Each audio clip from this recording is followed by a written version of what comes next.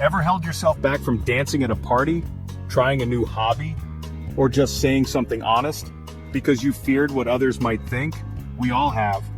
But what if I told you that the people weren't judging you, that it was you judging yourself, because you had trained your mind to judge everyone else?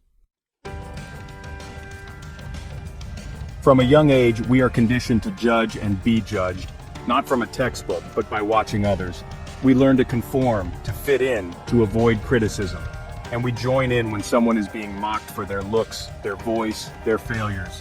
At the time, it feels normal, harmless, but somewhere, quietly, our mind forms a habit. Similarly, in school, I learned this habit, and this habit followed me. For years, I avoided trying anything new unless I was sure I'd already be good at it. I kept waiting to be fully ready, waiting to be safe from judgment. But slowly, over months, maybe years, something began to shift. Through deep reading, psychology, philosophy, spiritual teachings, I began to see the pattern. I realized the judgment I feared wasn't coming from outside.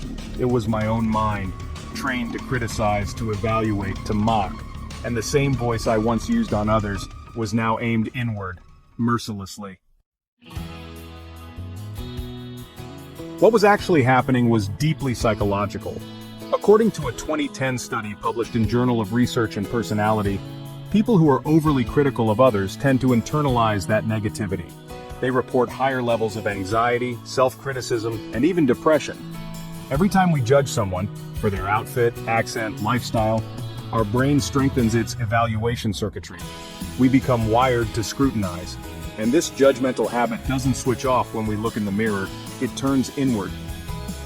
Another 2005 study in the Journal of Personality and Social Psychology revealed people who assume others are judging them harshly are often projecting their own inner criticism, a phenomenon called psychological projection. Spirituality knew this long before psychology caught up. In Bhagavad Gita, Krishna says, "The mind is both the friend and the enemy of the self." Our mind can uplift us or sabotage us, depending on how we train it. The great sage Nisargadatta Maharaj often said, "You see others as you see yourself.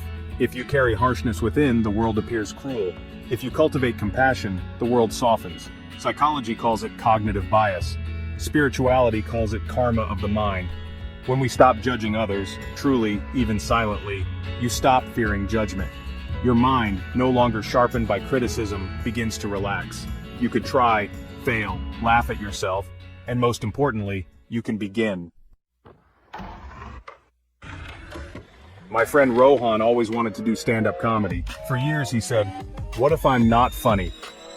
One day he took a workshop and realized everyone there was scared, everyone was awkward, but no one was judging because they were all too focused on their own fears. Another friend, Amy, didn't go to the gym for a year because she thought people would mock her body. The day she entered, she realized no one cared. In fact, people respected her for showing up. We assume people think like us. If we're judgmental, we expect the world to be the same. That's why changing how you see others is the first step to freeing yourself. How to break the cycle. 1. Observe your judgments. Notice when you judge, the passerby, the celebrity, even your own friend. Don't suppress it, just witness it. Awareness itself is transformation. 2. Flip the script. Each time you judge, ask, have I ever done something similar? This builds empathy and softens the inner critic. 3. Meditate daily. Even 10 minutes a day trains the mind to observe rather than react.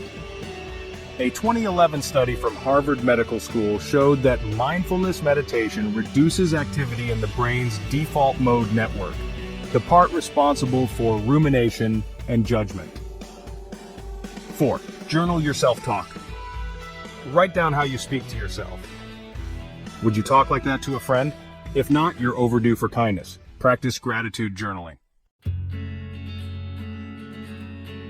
The world isn't waiting to judge us. It's busy, distracted, struggling, just like us. When you free others from your judgment, you liberate your own mind. When you see others with compassion, your inner world reflects that peace. This isn't about moral preaching, it's mental hygiene.